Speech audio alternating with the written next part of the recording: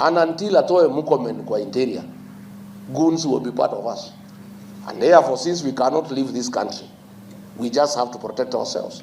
Our constitution makes a clear provision for self-defense. I want to announce that DCP has made sufficient arrangements. The whole night is what we are working on.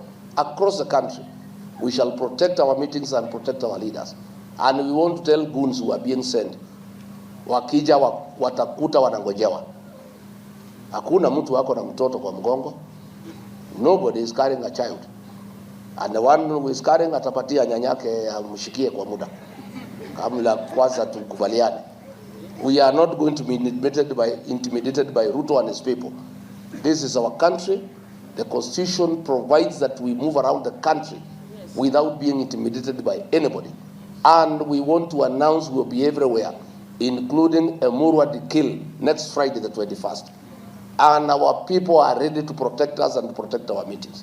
Most of the members of parliament who are here have suffered very huge damages. Yes. Our own firstborn, Sammy Douglas Kamau Waweru, has been baptized by fire.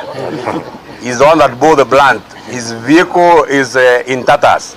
And you know, he's just come from the campaigns. I don't even know how he will survive. We don't entertain this nonsense. Unajua Rigiji amewajwa sana. Sasa anaanza kukanyaga kila mtu. Waenda wakanyagane na William Ruto huku juu ndio wanajua mahali walitoana. Nani alipeleka watu DCP ni yeye? Nani alipeleka watu UDA?